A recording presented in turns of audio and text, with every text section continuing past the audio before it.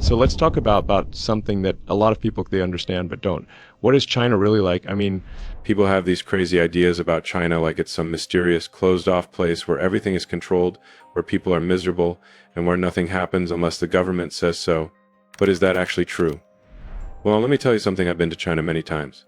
I have factories there. I've met with some of the smartest engineers, the most brilliant scientists, and the most ambitious entrepreneurs. And let me tell you, the reality of China is very different from what you hear on the news.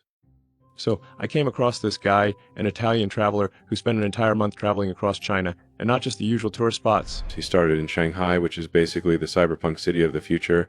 Then he went west all the way to the Tibetan areas of Sichuan. That's a serious journey. He took high-speed trains, buses, wandered through rural villages, experienced crazy contrasts between ultra-modern skyscrapers and ancient temples, tasted every kind of local food he could find, and even learned some Chinese cooking. Now, you'd think that after all of that, he'd have some sort of life-changing realization about China, right? Like his whole worldview would shift. But no, you know why? Because he never had any ridiculous biases in the first place. He just went there with an open mind, and he saw what was actually there, not what some media outlet wanted him to see. That's the key. Understanding China isn't hard. You just have to actually look at it, instead of looking at it through someone else's filter. And it's not just him. A Thai guy went to Beijing for a summer exchange program. Now, right when he lands, he gets into a taxi and out of curiosity asks the driver straight up if he feels oppressed under communist rule. And the driver, Totally chill, just shrugged and said, "Hey, it's fine. No fear, no panic, no frustration. Just a guy driving a cab living his life." This Thai student had expected something dramatic, something like, "Oh no, we're suffering. Save us." But nope. And then, over the next few weeks, as he walked around Beijing, he started realizing people are just people. They shop, they eat, they work, they live. No one's walking around looking like they're trapped in some dystopian nightmare. In fact, he noticed something even crazier. Chinese people are super curious about the world. The moment they realized he was from Thailand, they bombarded him with questions. They wanted to know everything about Thailand, his culture, his food, his language.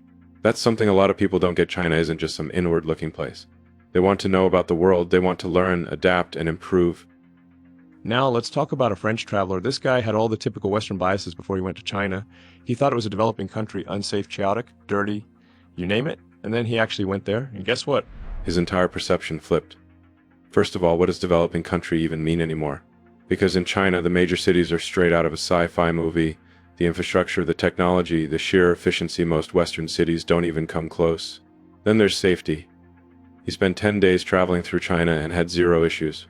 No crime, no sketchy situations, just an incredibly safe place. And yeah, sure, there's pollution and some people spit on the streets, which weirds out foreigners, but the amount of green spaces, trees, and environmental restoration projects China is doing, insane. And the big surprise? Everything just works. He expected chaos, but instead, he found a place that was incredibly organized. And then there's the Malaysian student who studied in Foshan, Guangdong for almost a year. He was nervous at first. He's Muslim, wears a headscarf, didn't speak perfect Mandarin. He expected to feel like an outsider. But surprise, China has a massive Muslim population.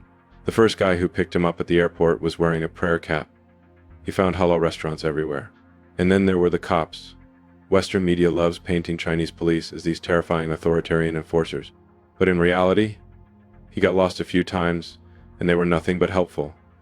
The biggest thing he realized, people had warned him that life in China would be difficult for someone like him, but every single day his experience contradicted that.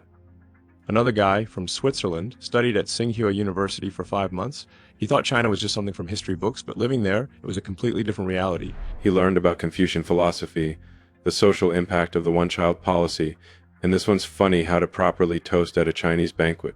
Apparently, it's a whole thing. And you know what his final thought was? China changes so fast that if you leave for a few years, when you come back, it's practically a different country.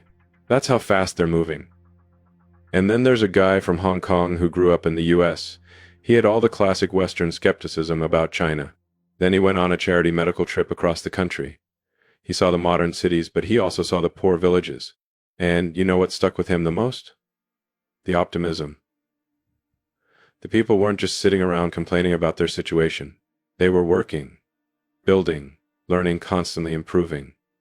That trip changed the way he saw not just China, but his own identity as a Hong Konger. So here's the big takeaway. If you really want to know what China is like, just go.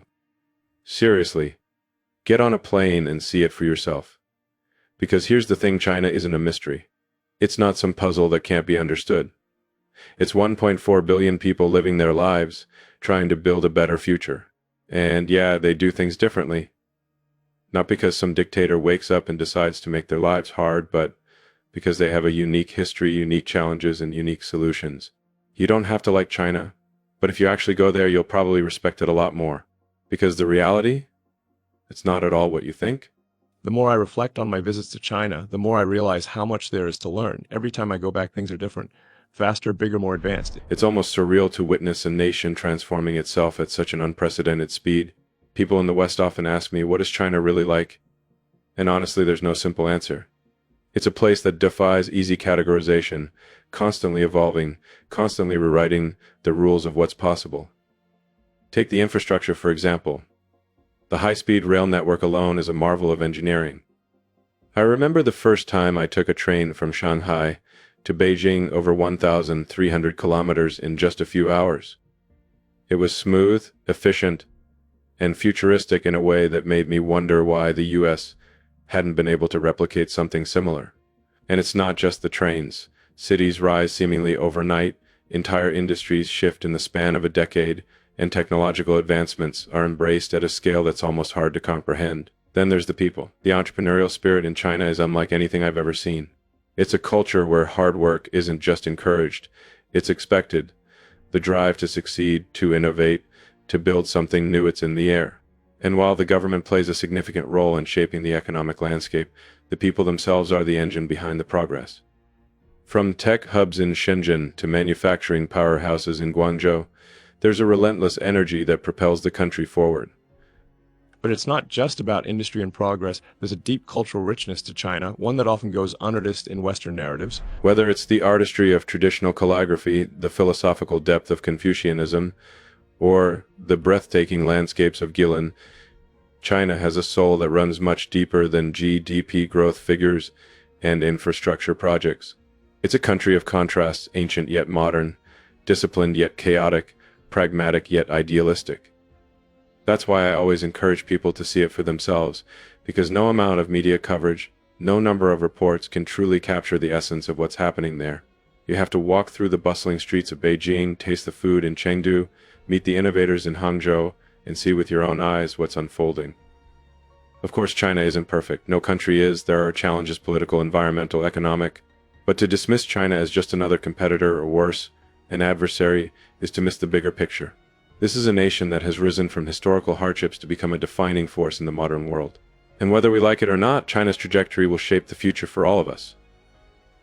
So, do I think China is a threat? No, I think it's a lesson. A lesson in resilience, in ambition, in what's possible when a society decides to push the boundaries of progress.